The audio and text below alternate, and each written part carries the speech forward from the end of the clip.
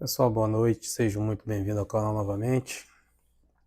Retornando de férias, um pouco gripado, com a voz rouca, mas eu não poderia deixar de deixar aqui no canal essa entrevista do ex-ministro Marco Aurélio Mello e traz algumas informações importantes para o direito verdadeiro, tá? Para o direito a qual a gente estudou, né? O direito a qual está lá o bacharel em direito no seu primeiro, segundo, terceiro, quarto, quinto, 10º período estudando, não aquele direito que a gente está vendo hoje. Aqui vai uma crítica, né, ao Supremo Tribunal Federal, e achei interessante essa entrevista do Marco Aurélio Mello. Ele traz uns pontos que eu, né, como bacharel em direito, estudando para uma prova de OAB, exame de ordem que virá em agosto, eu compactuo com os pontos que ele menciona nessa entrevista. Então, observem que o Supremo Tribunal Federal ele se tornou não mais uma corte constitucional, mas sim uma corte dividida em turmas e cada turma julgando casos que há muitos anos não se vê, né? Então você verifica na entrevista que o ex-ministro ele fala, passou mais de 30 anos no Supremo Tribunal Federal e ele, né, nunca viu, nunca julgou um processo crime iniciado e finalizado no Supremo Tribunal Federal. Então normalmente é o que? A ação penal inicia na primeira instância, seja ela a ação penal na esfera federal, seja ela ação penal na esfera estadual, e, né, a parte que se sente prejudicada recorre e vem para as instâncias superiores, até chegar no Supremo Tribunal Federal para que seja analisado a admissibilidade da ação penal, não mais o mérito, né? Você observa que a ação penal, quando ela inicia lá na primeira instância, ali é analisado o mérito, né? Analisado se há a existência de elementos probatórios, se existe culpabilidade, provas de todos quanto é jeito, né? Aquelas provas obtidas por meios ilícitos, desentranhada do processo, e aí vai, né? Isso é o direito. Então chega nos TJ dos estados, vem para um órgão colegiado, vem para o STJ, que é o Superior Tribunal de Justiça, até chegar no Supremo Tribunal Federal através dos recursos extraordinários, né? Até o TJ, até o STJ, os recursos especiais e os recursos extraordinários para o STF. Então, para chegar no STF, tem que andar muita coisa, tem que acontecer muita coisa. Então, a entrevista do ex-ministro me trouxe uma reflexão muito boa, né, para quem está estudando, para quem busca. O que ele traz aqui nessa entrevista é uma aula, a aula do direito propriamente dito, não do direito que estão a fazer no Supremo Tribunal Federal, né? Não vou aqui criticar ministro de Suprema Corte, não, mas eu vou observar aqui o direito propriamente dito. O que ele traz é o que? O Supremo Tribunal Federal diz a Constituição, né, está lá expressamente escrito, que o Supremo Tribunal Federal ele é uma corte constitucional. Essa ação ela é constitucional ou inconstitucional? Chegou um processo de primeira instância para análise do Supremo Tribunal Federal. Ele não vai julgar, não vai analisar o mérito da questão, ele vai analisar se no processo houve irregularidades, se houve, se foi observado o devido processo legal, se foi observado a ampla defesa, né? Muitas das vezes o réu, né, ali o acusado, o réu dentro do processo, ele vem sofrendo algumas percas, né? Ele vem perdendo na sua demanda, com a sua defesa técnica, vem sofrendo ali, foi condenado, a segunda instância foi lá e, além de condenar, de manter a condenação, aumenta a sua pena, e aí o advogado que se preza, ele vai recorrer, né? Ele vai recorrer até chegar à última instância para ser analisado justamente se durante o processo, não que o seu cliente, que aquele réu, ele não seja culpado. O que vai ser analisado é se houve a observância do devido processo legal, se houve a observância da ampla defesa, né? Se foi respeitado o princípio do duplo grau de jurisdição, e é para isso que funciona. Se foi observado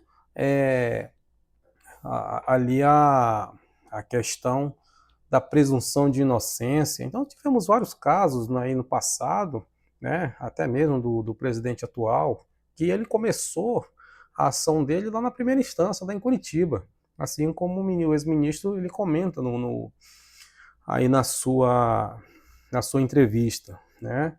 Então, o que está acontecendo hoje é um, é um escárnio para o direito, né?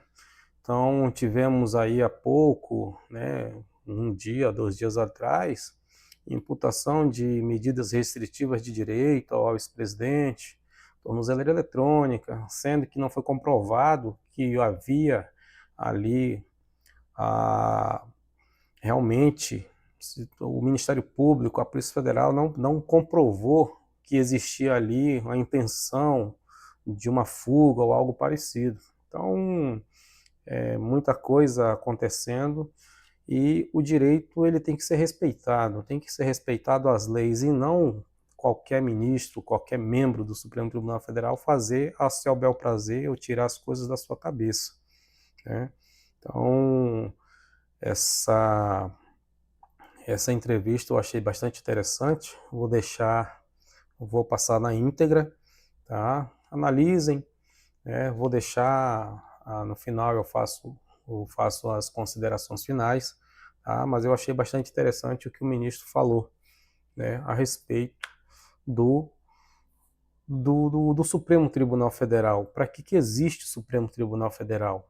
Né? Para que existe o juiz? O juiz ele tem que ser imparcial, né? Não existe um ministro vir, um juiz, né, que se diz juiz, que no Supremo Tribunal Federal, eu creio que existe um juiz de carreira, que se não me falha a memória, é o ministro Luiz Fux, que é o único, né, que traz o seu voto, um voto um pouco mais, que eu diga, um pouco mais voltado, um pouco mais estudado, um pouco mais com uma mentalidade de juiz realmente, e não julgando julgando com o fígado, né? Imagina só pessoas aí pegando 17, 14 anos de prisão, pessoas que deveriam estar respondendo lá na primeira instância, para quando chegasse no Supremo Tribunal Federal, a sua demanda fosse revisada, né?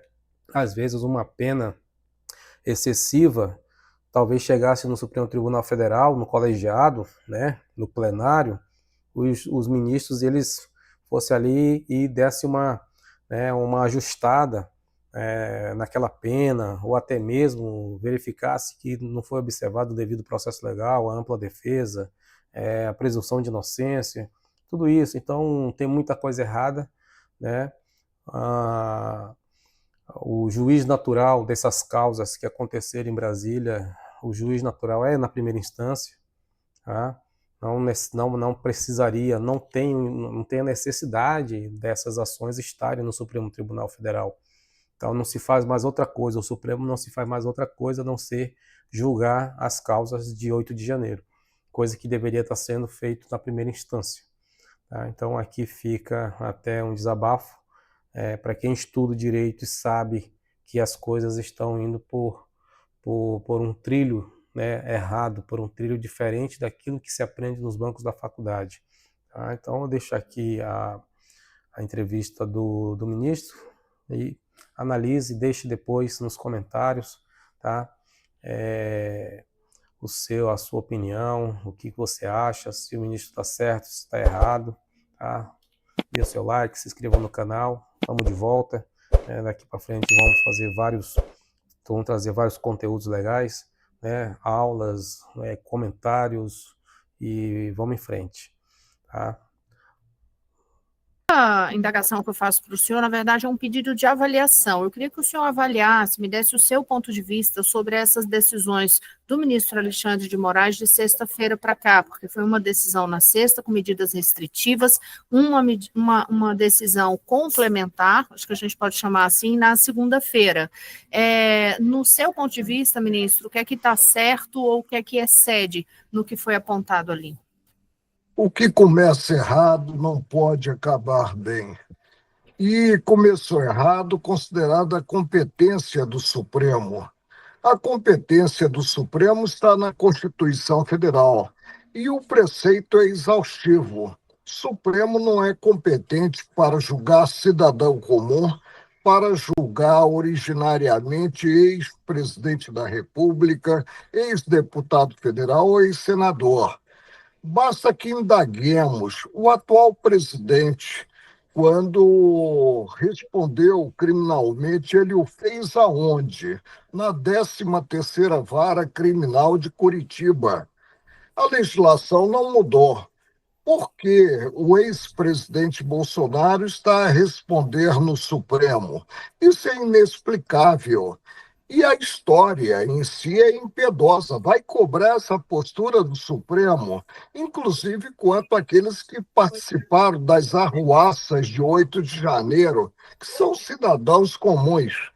Quando o Supremo decide, não cabe recurso a um órgão revisor. Então, o devido processo legal fica prejudicado. Não se avança culturalmente assim, maltratando a lei das leis, que é a Constituição Federal.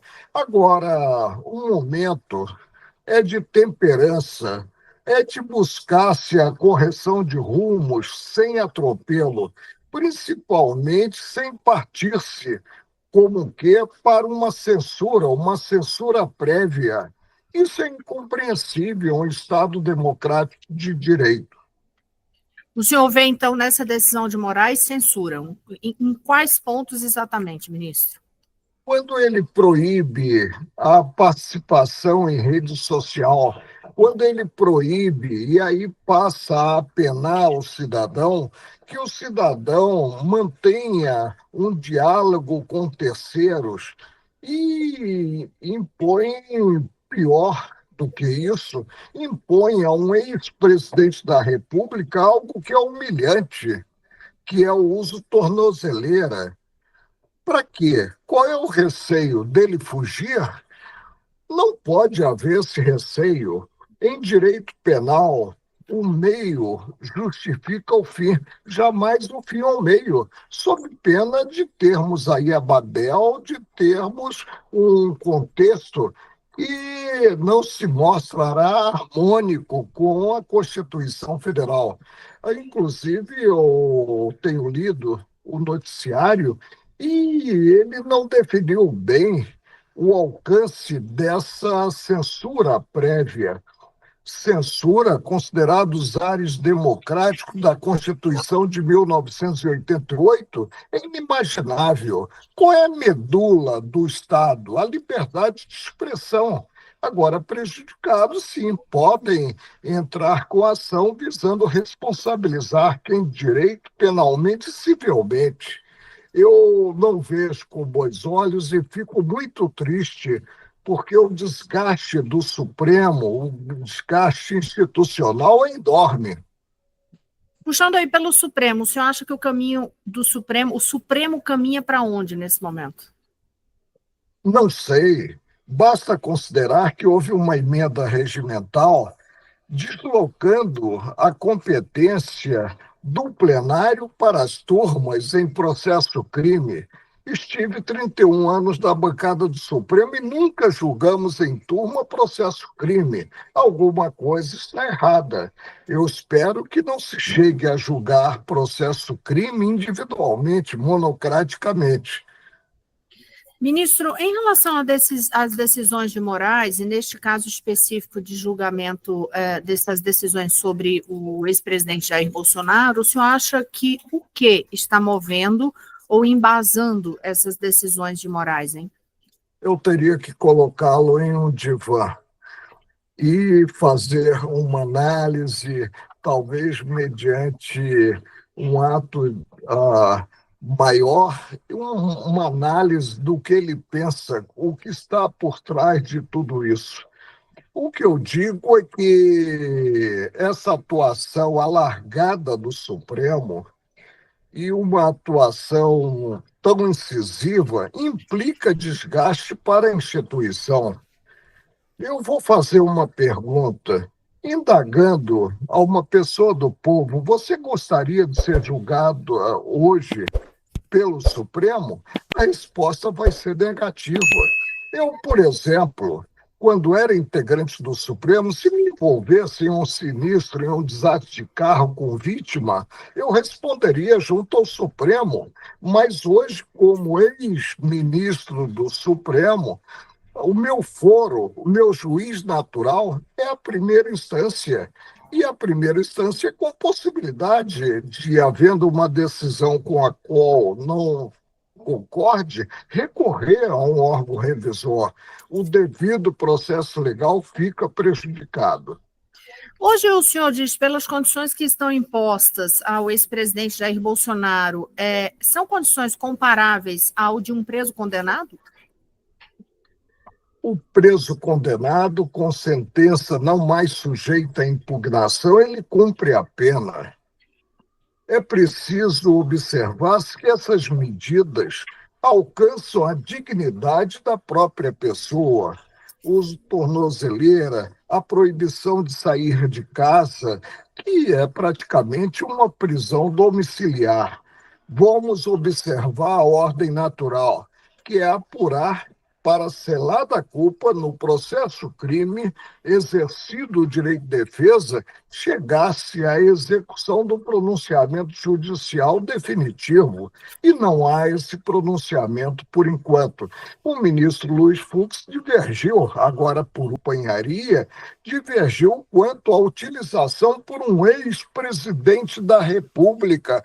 Vamos respeitar a instituição que é a presidência da República. Utilizar como se fosse um bandido de periculosidade maior, utilizar a tornozeleira. A tornozeleira é uma apenação que digo humilhante, porque alcança a dignidade da pessoa. Por que o senhor acredita, então, que os ministros têm acompanhado na turma, em maioria, as decisões de Moraes? Porque Fux ficou voz isolada. É um espírito de corpo que não deveria haver. Quando formei no colegiado, me manifestava espontaneamente, segundo o meu convencimento, não me importando em somar voto. Não há campo para solidariedade no órgão julgador. Cada integrante do órgão julgador deve atuar com absoluta independência, evidentemente acompanhando o colega no que se convencer do acerto da proposição desse colega. O senhor vê alguma previsão, assim, alguma perspectiva de mudança de cenário nesse comportamento da corte a partir do momento que houver mudança na presidência em setembro? Se sim, por quê? O presidente, ele é um coordenador dos trabalhos. Ele não é um superior hierárquico. E cada qual é que tem que compreender a envergadura da cadeira e a importância dos atos que pratique. E aí buscar praticar atos afinados com a legislação, com o arcabouço normativo. Eu repito, O Supremo hoje está na vitrine e é alvo de imensas críticas. Eu, por exemplo, saio, as pessoas me reconhecem na rua, eu nunca fui hostilizado como juiz e reclamo do Supremo. E isso é péssimo. O Supremo é a última trincheira da cidadania, deve agir como última trincheira da cidadania, dando exemplo, portanto, aos demais órgãos do Poder Judiciário. O senhor avaliaria, então, que falta, de certa forma, algum pulso ali, ou uma orientação mais firme do ministro-presidente da Corte hoje, o Luiz Roberto Barroso? Não, porque fica muito difícil para o ministro-presidente impor certa ótica. O que cabe a ele, no máximo, é fazer uma ponderação no sentido da correção de rumos, E como ele poderia fazer isso? conversando, no diálogo, um diálogo aberto, ainda que reservado, né, com o próprio ministro que está a atuar. Hoje, e ele ficou como relator de todos os casos que tenham alguma ligação com aquele inquérito inicial, que eu rotulei como inquérito do fim do mundo, tudo vai para ele, ministro, ele é o relator de todos os casos. Isso não é bom quando se deixa de observar o critério democrático, que é o critério da distribuição. Voltando à questão das decisões sobre Jair Bolsonaro, o senhor enxerga nessas medidas de Moraes uma tentativa de banimento da imagem do ex-presidente? Não, eu não posso. Por que banimento? Agora mesmo se potencializou muito a fala do presidente Trump.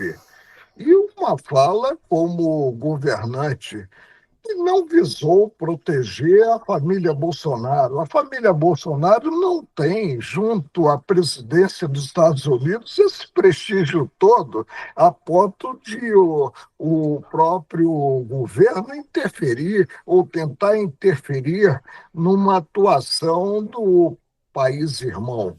Isso aí é algo ingênuo e que precisamos parar para observar qual é a origem em si dessa atuação do presidente Trump. Mas eu vou insistir nessa questão do banimento, porque uma das reclamações que tem sido feitas pelos apoiadores de Jair Bolsonaro é o fato de ele não poder dar entrevista, não poder usar as redes, e essa extensão dessas medidas cautelares ir para terceiros, deixando dúvidas, inclusive, até quem que poderia ou não, se poderia usar alguma entrevista antiga de Bolsonaro, se pode usar alguma imagem antiga. Existe dúvida em relação a isso, inclusive. Eu só espero que essa postura não acabe intimidando a grande imprensa e gere aí um cerceio e gere consequências inimagináveis. Não se coaduna com o Estado Democrático de Direito o que vem ocorrendo. Nós não tivemos isso sequer quando vivenciamos o regime de exceção, que foi o regime militar. Se não se viveu isso nem no estado de exceção, o senhor classificaria o atual estado como o quê, ministro? Eu vejo como uma extravagância que vem se verificando no âmbito da Corte Maior do país, que é o Supremo. E é preciso que volte a Corte a atuar como colegiado e, preferencialmente, no plenário, com as 11 cadeiras ocupadas, e que cada qual se pronuncie com absoluta independência. Isso é que se espera. O senhor já disse que para poder entender as decisões de Moraes precisaria levá-lo ao divã. De toda forma, o senhor consegue perceber, ou de que forma o senhor percebe, por exemplo, se há algum impacto emocional nas decisões dele, já que ele é um dos principais alvos dos bolsonaristas? Olha, Rosiane, eu não queria estar na pele do ministro Alexandre de Moraes. E não consegue sair, estar em um lugar público, a não ser com contingente de seguranças. Quando isso se verifica, algo está errado. E cumpre aquele que é alvo da hostilização da sociedade observar os atos praticados e evoluir. Não é bom o que venha ocorrendo. Eu, por exemplo, vejo com muita tristeza o que vem sendo praticado e vou repetir. Resulta no prejuízo da instituição e mais à frente a história cobrará esses atos praticados. Ele proibiu, por exemplo, diálogos, mordaça, censura prévia em pleno século que estamos vivendo, é incompreensível. Ministro, muito obrigada, viu? O senhor quer complementar alguma coisa em relação a essa reflexão que a gente está fazendo aqui sobre essas decisões e esse momento do Supremo? Que haja uma evolução e que o Supremo atue não como órgão individual, como vem atuando na voz do ministro Alexandre de Moraes, mas como órgão coletivo e percebendo a repercussão dos atos que pratica. Aí nós avançaremos culturalmente. Ministro, muito obrigada uma vez mais, viu? Boa tarde para o senhor. Rosiane, uma satisfação enorme e que tenhamos aí dias melhores. Observa-se que uma opinião lúcida, né, uma opinião à luz do direito, à luz da Constituição, um ministro que passou por mais de 30 anos na corte, né, viu muita coisa acontecer, apesar de quase que sempre que ouvia os julgamentos, ele sempre foi voto vencido em muitas ações, e eu sempre via que o ministro Marco Aurélio Mello era o voto vencido, né? Então ele divergia dos demais integrantes do Supremo Tribunal. Então aqui a gente vê uma opinião, né, à luz do direito, à luz do que a Constituição traz, tá? Então todo a norma, a lei que faz com que a República Federativa do Brasil exista, né, que é a Constituição, ela deveria ser mais bem observada pelos ministros que lá estão hoje, tá? Então, a incompetência do juízo, ele anula o processo, né? A incompetência do juízo anula o processo. A inobservância do juiz natural anula o processo. Por isso que eu digo, e vocês verão mais na frente, né? Podemos, se Deus quiser, estar vivo para ver, que todos esses processos que estão sendo julgados aí com relação ao 8 de janeiro, eles serão anulados. Com certeza. Por quê? Porque o juiz é incompetente para julgar a causa. Tá? Então aqui eu deixo um comentário pessoal, né? O país não pode ser levado para as ruínas, igual está acontecendo com o nosso país hoje, por causa de um funcionário público, né? É juiz, é indicado pelo presidente para ser ministro do Supremo Tribunal Federal, mas é um agente público. E a partir do momento que um agente público está fazendo besteira, não está não está observando o que a lei diz, porque tem que seguir o que está escrito. Quem legisla é o legislador, né? A Constituição foi lá o poder constituinte originário, lá em 88, que se debruçou em cima, que promulgou uma Constituição para ela ser respeitada, né? A gente não fala aqui de A ou B, né? Quem cometeu crime, quem não cometeu. Se cometeu crime, tranquilo. Vá lá para o seu juízo natural, seja julgado, prove que você é inocente. Se não provar, seja condenado. Se não, né, por acaso foi condenado e pretende recorrer, recorra para as instâncias superiores, para que seja respeitado o devido processo legal, a ampla defesa, o duplo grau de jurisdição, a presunção de inocência. né? Pessoas sendo presas sem o devido sem uma condenação ainda definitiva, né? Então, muita coisa acontecendo no país, o país sendo retalhado, sendo embargado, sofrendo sanções por causa de um funcionário público. Então, mecanismos o Brasil tem, né? O mecanismo tem, só não tem pessoas com coragem para fazer. Se existe um ser humano que está fazendo besteira, o Congresso Nacional está aí, o Senado Federal está aí. Por que não impeachment? Por que não tira esse servidor público e coloca outro no lugar, só ele que tem competência para isso? Não. Tá? Então, tem ferramentas, está na Constituição que o ministro, ministro de Estado, ministro de Suprema Corte, pode ser impeachmentado por crime de responsabilidade. Está lá. É só fazer. É só mandar o camarada para casa. É só mandar esse servidor público para casa dele e colocar outro no lugar e volta, né? Traz de volta ao país a normalidade. Pega todos esses processos que estão ali no Supremo Tribunal Federal relativo a esse caso, manda lá para suas primeiras instâncias para ser analisado no juiz natural, no juiz competente, né? Então, muita coisa, aqui é uma opinião pessoal, opinião particular minha, tá? Eu assisti a entrevista do ministro, do ex-ministro, e achei bem interessante colocar no canal, tá? Para que você veja, tire as suas conclusões, tá? Mas para quem estuda direito, ele só falou aquilo que está previsto, né?